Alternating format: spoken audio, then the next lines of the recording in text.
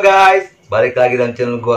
Guys, untuk video gue kali ini, gue ingin menceritakan kepada kalian salah satu kasus pembunuhan yang terjadi di Indonesia, tepatnya di kota Batam. Kisah ini guys terjadi pada seorang perwira polisi. Dia kehilangan istrinya. Diduga istrinya itu tewas guys, dibunuh oleh orang terdekat. Nah, bagaimana kisahnya? Yuk, mari kita simak.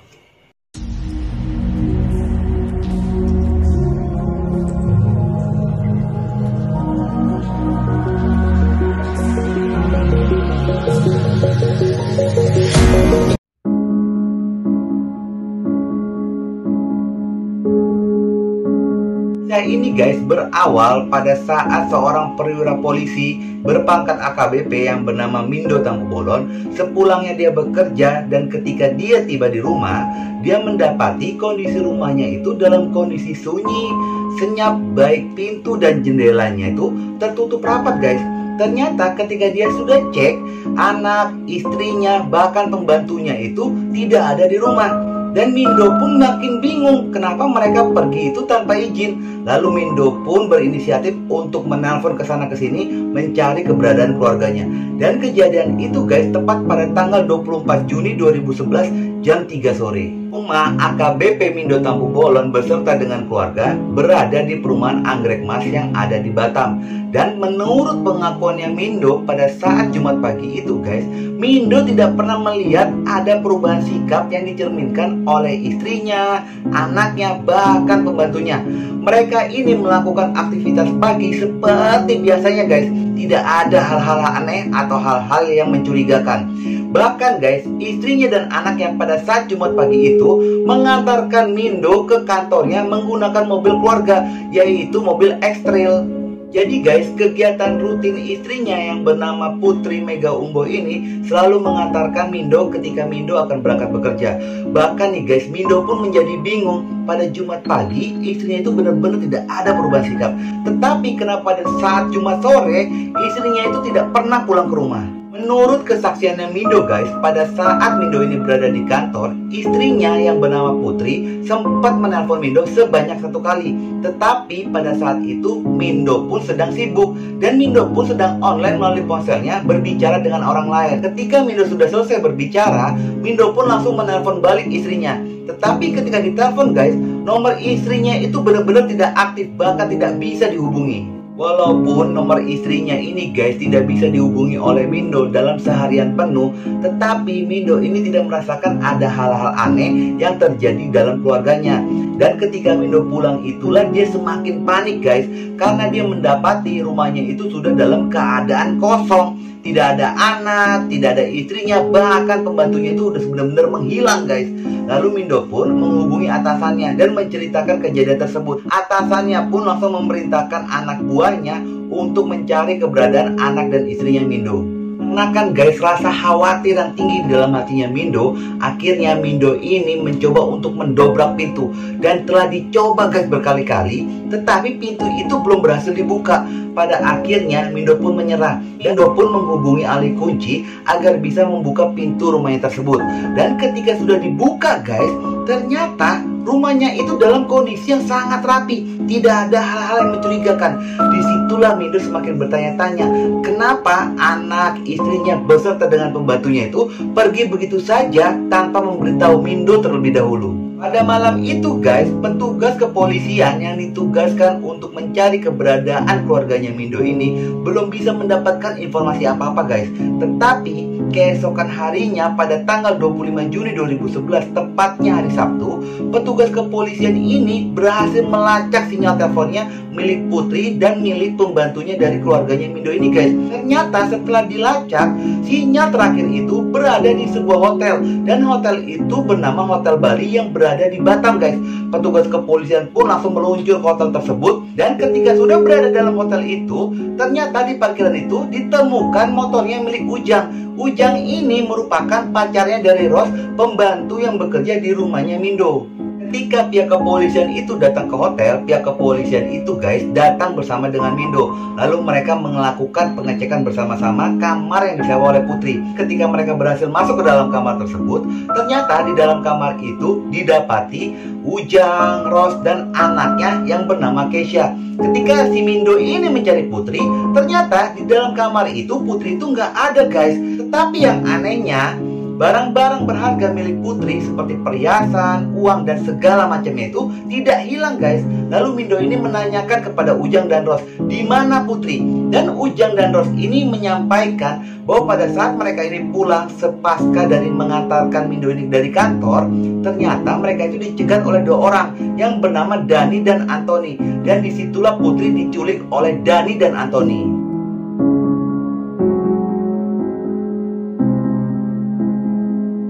Demi keperluan penyelidikan guys, akhirnya Ujang dengan Ros ini tetap dibawa ke kantor polisi untuk dilakukan interogasi. Dan guys, di dalam interogasi itu ternyata Ujang ini berubah cerita. Dia mengakui bahwa dialah pelaku pembunuhan dari Putri guys, dan membuang jasad Putri itu di sebuah hutan yang bernama hutan Telaga Pungkur yang berada di Batam. Dan Ujang pun mengakui pada saat dia menghabisi nyawa Putri, ternyata guys dia itu dibantu oleh satpam perumahan Anggrek Mas tersebut. Lalu pihak kepolisian pun bergerak cepat. Pihak kepolisian pun langsung meringkus 7 satpam perumahan yang bertugas di sana. Di dalam interogasi pihak kepolisian guys, para satpam ini menjadi bingung karena mereka tidak pernah merasa bahwa mereka ini telah membantu Ujang untuk melakukan pembunuhan terhadap Putri. Walaupun seperti itu, pihak kepolisian pun tetap mencari bukti atas keterlibatan mereka. Dan guys, berdasarkan penyelidikan pihak kepolisian pada saat itu, ternyata benar guys, para satpam itu terbukti tidak bersalah dan tidak membantu Ujang dalam melakukan pembunuhan terhadap Putri. Lalu para satpam itu dibebaskan oleh pihak kepolisian. Dikarenakan guys, kebohongan yang dilakukan oleh Ujang, pihak kepolisian ini menjadi sangat jengkel terhadap Ujang dan melakukan penekanan yang sangat keras terhadap Ujang. Karena dia ini bingung guys harus mengakui apa. Akhirnya Ujang ini buka suara untuk kedua kalinya. Dan Ujang pun mengakui bahwa pelaku pembunuhan dan otak dari pembunuhan itu adalah Mindo Tampu Bolon guys. Tetapi pihak kepolisian itu tidak langsung percaya karena pihak kepolisian itu tidak mau dibohongi lagi oleh Ujang. Walaupun Ujang telah memberikan kesaksian bahwa yang menjadi otak pembunuhan adalah Mindo Tampu Bolon selaku suaminya dari Putri. Tetapi guys, terkesan pihak penyidik kepolisian itu tidak mempercayai apa yang dikatakan oleh Ujang. Dan pada akhirnya Ujang pun menceritakan secara detail guys. Jadi guys, beberapa minggu sebelumnya Ujang ini apel ke rumahnya Mindo Tampu Bolon untuk bertemu dengan Ros. Tetapi tiba-tiba Mindo ini guys memanggil si Ujang dan menawarkan pekerjaan. Jika Ujang berhasil melakukan pekerjaan itu, Mindo akan memberikan hadiah sebesar 25 juta. Ujang pun guys bertanya kepada Mindo pekerjaan apa yang akan diberikan kepada dia. Lalu Mindo mengatakan kepada Ujang bahwa Ujang diperintahkan untuk membunuh Putri. Dengan alasan Mindo ini merasa kesal guys kepada Putri istrinya, dikarenakan Putri ini selalu meremehkan pekerjaannya dia sebagai polisi. Bahkan nih guys, kata-kata Putri ketika dia sedang berantem, ribut, selalu membuat sakit hatinya Mindo. Lalu mendengarkan seperti itu dan tergiur dengan uang 25 juta tersebut, akhirnya Ujang pun menuruti kemauan dari Mindo. Setelah membuat kesepakatan antara Ujang dengan Mindo guys, ternyata guys ada satu orang lagi terlibat, yaitu Ros, pacarnya Ujang. Dan pada tanggal 22 Juni 2011, Ujang itu diperintahkan masuk ke rumahnya Mindo melalui atap. Dan ketika dia turun dari plafon atau langit-langit rumah, Ujang itu guys dibantu oleh Ros dengan cara Ros itu menempatkan kursi di bawah plafon agar Ujang itu bisa turun. Dan selama beberapa hari Ujang itu tinggal di rumahnya Mindo. Keesokan harinya guys, tepat pada tanggal 23 Juni 2011 jam 8 malam, mereka seperti biasa, seperti Putri, Ros, dengan anak yang bernama Keisha melakukan aktivitas rutinnya dengan menjemput Mindo Tampu Bolon di tempat kerjanya guys. Tetapi ketika di dalam perjalanan itu, Keisha rewel guys, nangis gak berhenti-berhenti. Dan disitulah guys memicu pertengkaran antara Mindo dengan Putri. Dan sepanjang perjalanan itu mereka selalu bertengkar mulut, gak ada yang mau mengalah hingga sampai di rumah. Ketika sudah sampai di rumah, Ros ini akan membukakan pintu guys, tetapi pintunya masih belum bisa terbuka. Dan disitulah memicu kemarahan yang meluap-luap di Putri. Akhirnya Putri pun mengambil sendal dan menampar muka Ros menggunakan sendal. Setelah pintu rumah itu berhasil dibuka, lalu Mindo dengan Putri ini masuk guys menuju kamar. Dan di dalam kamar itu mereka kembali ribut besar guys. Tetapi keributan itu tidak berlangsung lama. Tiba-tiba tidak terdengar lagi suara keributan itu guys. Dan tepatnya di 24 Juli 2011 jam 05.30, tiba-tiba Ros dengan Ujang ini kaget guys dengan suara lemparan, teriakan, bahkan makian dari kamarnya Mindo dan Putri. Lalu Ros dengan Ujang ini menghampiri kamar mereka berdua ini guys. Lalu mereka ini masuk dan melihat pertengkaran antara Mindo dengan Putri. Tetapi apa yang terjadi guys? Ujang malah membantu Mindo untuk memukuli Putri hingga tewas. Dan ketika Putri itu sudah tewas, jasadnya dimasukkan ke dalam koper berwarna merah. Ketika Mindo dengan Ujang ini sudah memasukkan jasadnya Putri ke dalam koper berwarna merah, lalu Mindo pun memerintahkan kepada Ros untuk mengambil dan membawa barang-barang berharganya milik Putri agar terkesan kasus ini adalah kasus perampokan. Lalu Mindo pun memerintahkan kepada Ujang untuk membawa koper yang berisi jasadnya Putri dan membuangnya di tengah hutan. Lalu Mindo pun meminta kepada Ros jika suatu saat polisi berhasil menemukan mereka, meminta kepada Ros dengan Ujang agar mengatakan pada saat itu Putri itu diculik oleh dua orang laki-laki tak dikenal. Dan mereka pun diberhentikan di tepi jalan. Lalu mereka menyewa sebuah hotel agar terkesan kasus ini adalah kasus perampokan dan penculikan. Setelah kejadian itu, Mindo pun memerintahkan kepada Ros dan Ujang untuk membersihkan sisa-sisa dari pembunuhan yang mereka lakukan. Dan Mindo pun pergi menggunakan mobil ekstril ke kantornya untuk berdinas guys. Tetapi jam 8 pagi, mobil itu sudah kembali lagi ke rumah Mindo, diantar oleh seorang perempuan yang tak dikenal. Dan dengan mobil itulah Ujang membawa koper berisi jasadnya Putri untuk dikuburkan dan dibuang di tengah hutan. Dan guys, ketika Ujang akan membuang koper yang berisi dengan jasadnya Putri, Ujang itu pergi bersama dengan Ros dan Keiza, anaknya dari si Mindo ini guys. Dan ketika polisi mendengar kesaksian dari Ujang, polisi langsung mengajak Ujang dengan Ros menunjukkan di mana letaknya Ujang dan Ros itu guys membuang serta mengubur jasadnya Putri. Lalu ketika jasad Putri itu sudah ditemukan, dan secara otomatis Mindo Tampu Bolon ditetapkan sebagai tersangka. Setelah Mindo mengetahui statusnya berubah menjadi tersangka, Mindo pun langsung membantah semua tuduhan yang dituduhkan kepada dia. Bahkan guys, Mindo langsung menyewa pengacara terkenal yang bernama Hotma Sitompul untuk membela dia dan untuk mencari bukti-bukti yang menyatakan bahwa Mindo itu tidak bersalah. Dan guys, dari akibat kasus ini, Mindo langsung dicabut dari jabatannya sebagai Kasubdit Treskrimsus Polda Batam.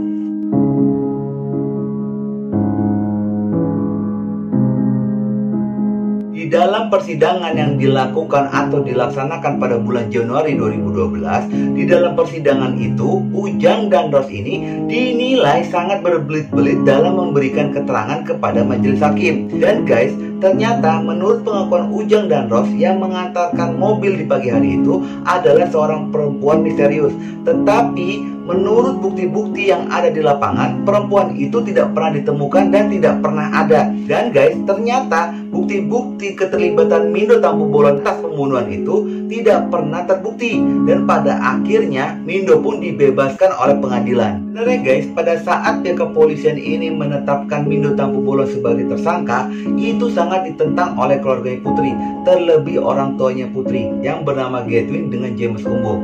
Mereka meyakini bahwa menantunya yang bernama Mindo Tampu Bolon ini tidak akan tega untuk melakukan perbuatan keji seperti itu.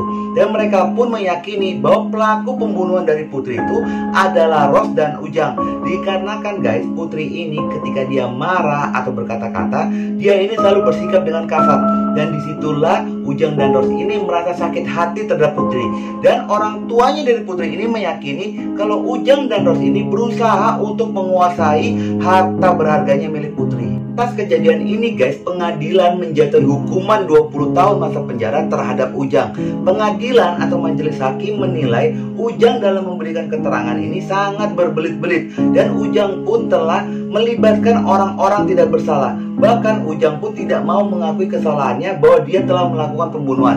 Sedangkan untuk Ros, dia dijatuhi hukuman 15 tahun karena dia dianggap telah membantu Ujang untuk membuang serta membunuh Putri. Tetapi hasil keputusan sidang itu tidak membuat keluarganya Putri itu merasa puas guys. Akhirnya mereka pun mengajukan banding, dan jaksa penuntut pun mengajukan kasasi. Tetapi guys, setelah kasus ini dikaji ulang oleh Mahkamah Agung, ternyata Mahkamah Agung itu memberikan keputusan bahwa Mindo Tampu-Bolon itu dinyatakan bersalah dan harus melakukan hukuman dan dijatuhi hukuman seumur hidup. Ketika Mindo Tampu-Bolon ini sudah mengetahui hasil keputusan Mahkamah Agung bahwa dia dinyatakan bersalah dan dijatuhi hukuman seumur hidup, dan ketika akan ditangkap itulah guys, ternyata si Mindo ini kabur. Pihak kepolisian sudah mencari keberadaan Mindo di mana-mana, tetapi belum berhasil menemukan di mana Mindo itu berada. Hingga 7 tahun lamanya guys, tepatnya pada bulan Juni 2019, pihak kepolisian mencium keberadaan Mindo. Ternyata Mindo itu berada di Lampung. Pihak kepolisian sudah mengintai dia, langsung ditangkaplah si Mindo Tampu-Bolon itu. Walaupun guys, Mindo Tampu-Bolon ini sudah berhasil ditangkap, tetapi dia masih bersikeras bahwa dialah bukan pelaku pembunuhan atau otak pembunuhan dari Putri, istrinya.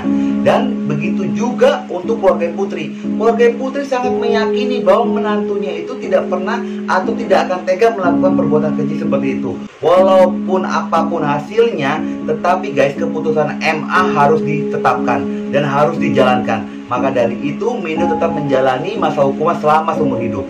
Itulah guys untuk video gue kali ini. Gue menyerahkan penilaiannya terhadap kalian. Apakah Mindo Tampu-Bolon ini bersalah atau tidak? Tapi guys, menurut pribadi gue, jika dia tidak merasa bersalah atas perbuatan yang dilakukan terhadap Putri, dia nggak mungkin melarikan diri hingga buron selama 7 tahun. Oke guys, dan jangan lupa ikuti terus video gue. Oke?